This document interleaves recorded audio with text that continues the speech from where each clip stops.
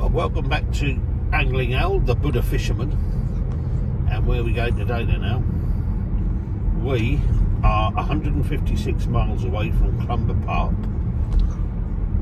And then we're going to carry on to West Woodburn, which is Corbridge, Hexham, around that way, Northumberland. I've packed all my rods, all my fishing gear. And as you probably know, as I've said before, I don't profess to be a fisherman. I just profess to be someone who loves fishing. So I've got 2 fly rods that have been lent to me. I'll go into more detail about this later on. I've got 2 fly rods, 2 reels, and a couple of spools with slow sinking and floating lines, and some flies. And I've got terminal tackle, I've got lures and spinners. And I'll go through that later on, but we're at the start of the journey. It's 6:20, 154 miles, and I'm arriving at Clumber Park at 9:06. I've got Tina with me, who's my camera person today, and I've got my little girl Ella, my 7-year-old German Shepherd, in the back, and Tina done all the other packing, all the other food prepping, and the organisation. I just get to go along. Anyway, I'll talk to you all again later on. What I'm going to do tomorrow is I'm going to lay all my stuff out and show you what I've brought with me and why I brought it. And yeah, hopefully we're going to get some good info out of this. I'm going to do Derwent Reservoir, possibly Sweet Hope, fly fishing lakes, and I'm going to fish the River Reed, and I'm going to fish a club lake as well with the secretary of the Angling Association, whatever it is up there around the estate. Anyway, wish you all well.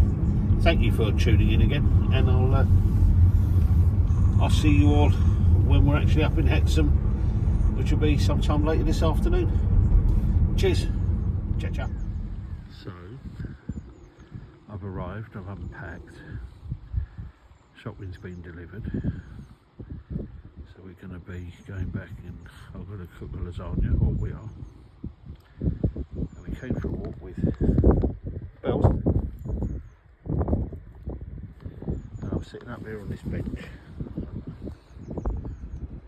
There's a bench made out of stone up here. And this is what I'm looking at.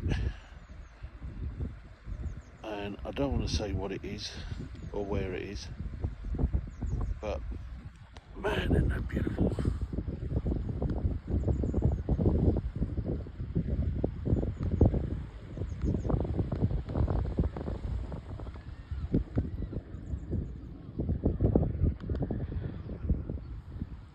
We're sitting up here. I'm trying to work out whether these are little juvenile trout jumping around. This is how naive and noddy I am about fishing. I don't understand what's happening, so I'm trying to educate myself. Little trout jumping. Are they mucking about grabbing stuff off the top, or are they being chased by something bigger?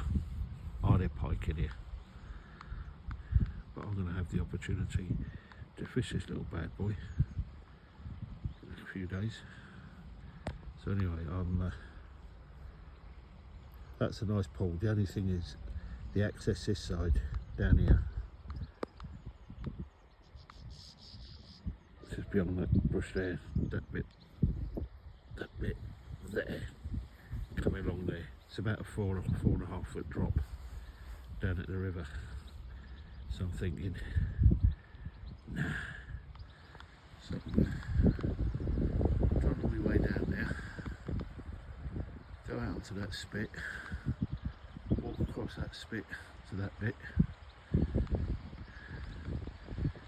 go to there, chuck a fly up to about there, and then just let it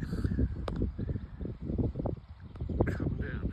So what I'm thinking of doing is, with what I'm learning, so it's going to come down from, I want to cast about there, and I want it to just, with a floating line, with a dry fly on the top, a little bit further down from that, about 4 inches, I'm thinking of putting an emerger wet fly, and if the flow's good enough I may put a little nymph about a foot and a half below that, and just let it come all the way down from there, all the way down from standing there, let it trot all the way down and just try different distances, different little bits, watching the crease. I've learned all about that, the crease in the river and the flow,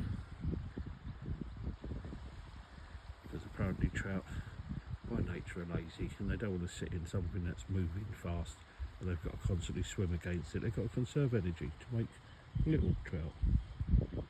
So what they do is they sit just off the faster flowing bit, in the cooler bit, so it's just easing along, just being a trout, and then when something takes their fancy they dive out into the faster water, they grab it, they go back, and that's what I'm trying to simulate.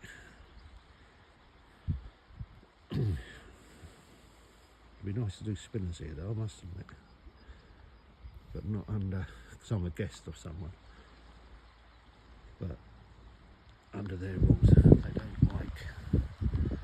It's a fly fishing